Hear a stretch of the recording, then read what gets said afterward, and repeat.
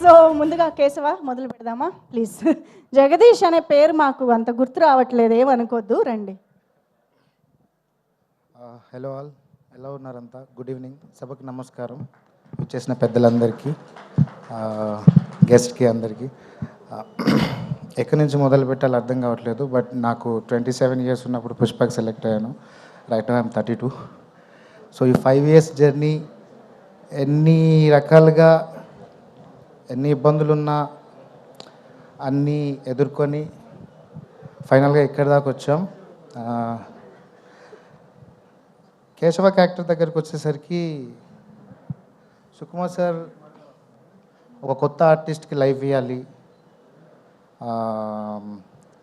అదే ఒక ఫ్రెష్నెస్ చూద్దామనే ఉద్దేశంతో ఇంకొకటి, ప్లస్ ఒక కొత్త టాలెంట్ని పరిచయం చేయాలనే ఉద్దేశంతో ఒకటి.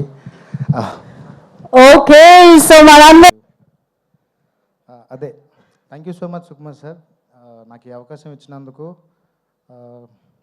అదే నేను స్టార్టింగ్లో ఒక కమర్షియల్ సినిమాకి సంబంధించి ఆ ఎక్స్పీరియన్స్ని ఏమో తెలియదు, అంటే ఎట్లుంటుందో ఏందో అన్న భయంతోనే వెళ్ళుండే.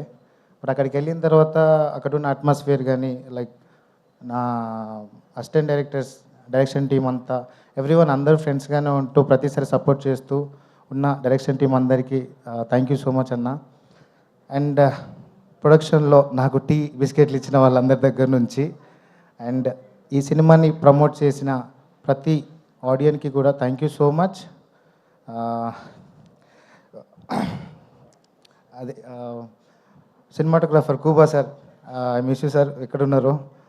కూబా సార్, టామిక్ సినిమాటోగ్రఫీ టీం అందరికీ, లైట్ డిపార్ట్మెంట్ అందరికీ థ్యాంక్ యూ. మీరు ఇచ్చిన సపోర్ట్ నేను మర్చిపోలేను. అంటే ఒక మనిషికి కొన్ని కష్టాలు వచ్చినప్పుడు కొంతమంది సపోర్టివ్గా ఉంటారు.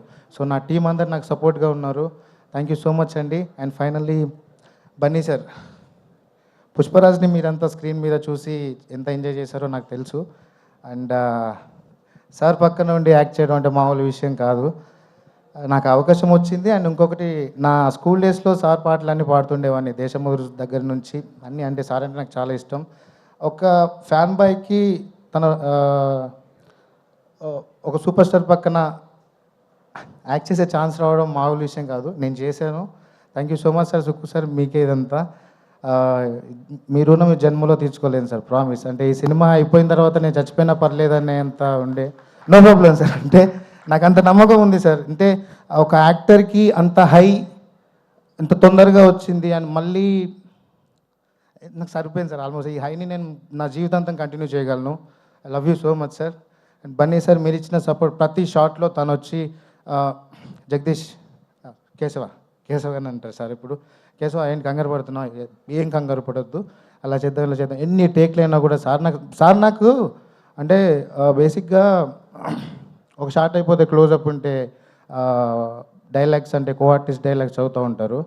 బట్ నాకు బన్నీ సార్ ఎప్పుడు నా పక్క నుండి నాకు సపోర్ట్ చేసి తన డైలాగ్స్ కూడా చెప్పి కేశవ్ గడ్ పర్ఫార్మెన్స్ బాగా చేయాలి అని చెప్పి. లవ్ యూ సార్, మీ సపోర్ట్ ఎప్పుడు మర్చిపోలేను. And Rashmika ma'am, you're so cute, thank you so much. చాలా బాగుంటారు సెట్లో మీరంతా. అందరు ఆర్టిస్టులు అన్న ఇచ్చి పడేశారు మీరంతా, మామూలుగా చేయలేదు. మిమ్మల్ని స్క్రీన్ మీద చూసి నేను ఆడియన్గానే చూస్తా సినిమాని, పక్కన మీతో యాక్టింగ్ చేసినా కూడా నాకు ఆ ఫీలింగ్ వేరే లెవెల్లో ఉంటుంది. సూపర్ అన్న. పవని, నువ్వు కూడా అందరు ఆర్టిస్టులకి, సునీల్ సార్ అందరికీ. అంటే నాకేం అర్థం కావట్లేదు, మా నాన్నగారు వచ్చారు, తను ఇక్కడి దాకా నడవలేడు. నాన్న థ్యాంక్ యూ. సైమా అవార్డ్లో మీరు నాకు సపోర్ట్ చేయలేదని చెప్పాను. అంటే ఆబ్వియస్లీ ఒక్కనే కొడుకును కదా, ఎట్లా బతుకుతారు ఏందని చెప్పి. బట్ రైట్ నౌ ఇలా కుదిరింది నాన్న. థ్యాంక్ యూ సో మచ్ వచ్చినందుకు. లవ్ యూ నాన్న. డిఎస్పి సార్, ఏదో రోజు మీ మ్యూజిక్ డైరెక్షన్లో ఒక పాట పాడతా సార్, నాకు అది డ్రీమ్, అది ఖచ్చితంగా పాడతాను సార్. ప్లీజ్ ఒక ఛాన్స్ ఇవ్వండి. అండ్ థ్యాంక్ యూ టీం అందరికీ. ఎవరైనా మర్చిపోతే క్షమించండి. Thank you. థ్యాంక్ యూ అండి, థ్యాంక్ యూ. క్రాంతి గారు విల్ స్పీక్ నౌ. యా.